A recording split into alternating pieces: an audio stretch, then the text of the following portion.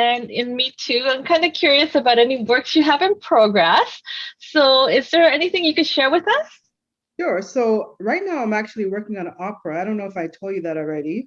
Oh my gosh, Yeah. that's So I wrote a libretto and actually meeting actually Monday to start a workshop with so the composer I've been paired with a composer, and so the composer is writing the music, and I've heard some of the music already, and it's beautiful. And so coming on Monday, I get to hear the my words sung by opera singers, and with a little, well, I don't know how big the orchestra or the piece is going to be, but it's going to be lovely. So that's what I'm working on now, and I'm really, really excited about stepping into that world of opera.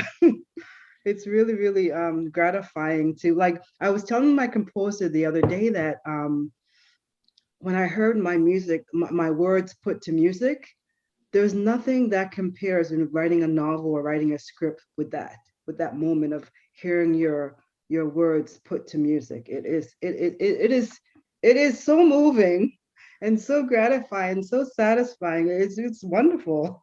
Yeah, so I'm really excited about that.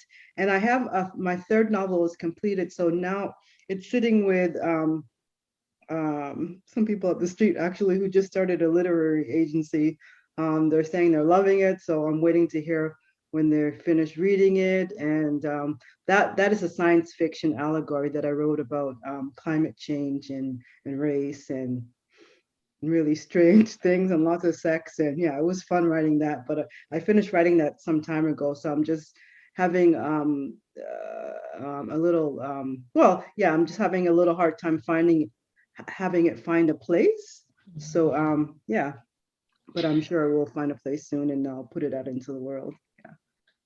going back to the opera. Can you share a little bit about what it's about? So the opera is about it's called Inertia, and it's a meditation on death and dying and love, and yeah, and isolation, I guess. So it's about two elderly people who live right next door to each other, and they're both experiencing the same thing. They're isolated, and they realize at the end, well, they're both facing their deaths. That's one thing, and death is actually a character in the opera as well too. And death is personified, and death engages with them in different ways as well. And yeah, it's about looking at facing death, and it's about, I guess,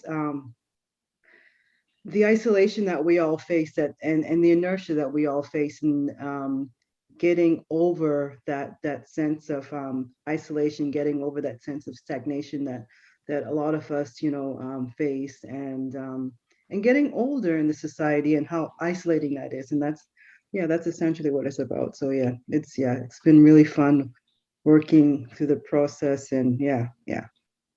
And I say I'll write a million more librettis because I can write it really quickly. And where it takes 5 years to write a novel, and months to write a script, or maybe a year to write a script. With the libretto, I wrote this first libretto of mine. I wrote it in a couple of weeks, and just you do the revisions and whatnot. And I've actually started on a second libretto, and I have an idea for a third libretto. So this is the vein that I see myself going in for a little while. It's gonna be fun.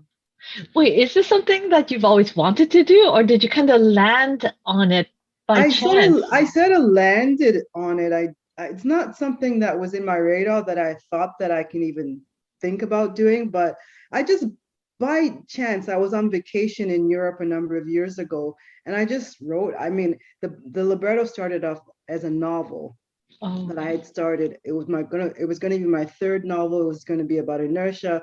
It's gonna be about these people facing the stagnation in their lives. And I wrote it maybe about 50 pages, and I kind of abandoned it and I said to myself, I don't want to write this anymore. It's too depressing, right? I didn't want to be in that space. So when I started in Berlin. I was actually invited to a film festival there, so I had some time to kill in between the dates and whatnot. So I started writing and this libretto, and And yeah, it just came. And I used the characters that I had from the novel that I had banded to, and I just started playing with them and seeing, how would this sound as a stage, something that to put on the stage rather than something in a novel. And yeah, it was fun. It's Oh my still fun. gosh. Yeah. It's incredible because you are a filmmaker, you're a novelist, now you're moving into something brand new. Is Hmm. there anything else you want to do creatively that you haven't done yet? Well, I'm just finished my first animation piece, and this is something brand new to me as well too. And so that animation piece that I did, I worked with three animators. My new animation piece, this will be my second animation. I'm gonna do the animation. I'm gonna do the drawing. So that's another challenge. So like I like to challenge myself creatively. And this is my next challenge is, working on in the opera vein and also animating. So yeah, that's how I see myself doing these little projects, but bringing them into the to the larger stage. Yeah, yeah. That is wild. Oh my gosh. It's like the I don't know if there's anything you can't do. That's We all, you limit yourself, so I don't put any kind of limits on myself, and I can do whatever I feel like doing in any given day, and I think we all have that capacity to do that. So yeah, and I certainly actually tell my children that as well too. Yeah. right, right. If you had, because I know that one of the things that you and I have done a lot over the years is recommending aspiring and emerging Oh, for sure. creators to each other, right? To Yeah, yeah, yeah. it's if you had one big piece of advice for young for emerging or aspiring creators wanting to do what you do, what would that be? I would say again, I would say don't put limits on yourself. And so when I talk to, because I'm teaching as well too at Ryerson, I'm teaching my in the RTA Radio and Television Arts Media School of Media. And I tell my students, like this is advice that I give to media makers, is to take control and be in control of your projects. Generate your ideas. Don't wait for people to bring ideas to you. You generate the ideas. I think that's important as well too. As a writer, I guess, just write. Just continue to write and write and write and write and read. Read good books. Because I think that you become a better writer by reading really books that are well written. Don't read trash because there's a lot of trash. There's so many books out there, and there's a lot of books that are not so good. So I'm reading, like I'm constantly reading dead writers. Those are my favorite. Like right now, I'm reading Pushkin and Dumas, and yeah. So yeah, yeah, you have to read books that are written well, and that will make you a better writer. Yeah. And this is the fun part, which Okay. I wanted to ask you. What are three fun and interesting facts that readers don't know about you yet? Okay. So I had to think about it a little bit. I have a long list of really interesting things. Okay, so number one, I would say I used to play first violin in my high school orchestra, and I used to practice so hard every day. I wouldn't eat lunch. I would be in the practice room, and I got really good. But then I couldn't pick up a violin today and play it now because I don't remember any of it. I can read the music, yeah, but yeah. So that's an interesting fact. I used to play the first violin. What else? So for my novel, Two Women, there are twins in the novel, and I also have twins. So there's a small section where the twins are constantly asking their mother what their birth story is. So in the in the novel, I use my own twins' birth story as their twins' birth story. So it's the same story about the first twin doing all the work and then the second one just sliding out. So that's my twins birth story.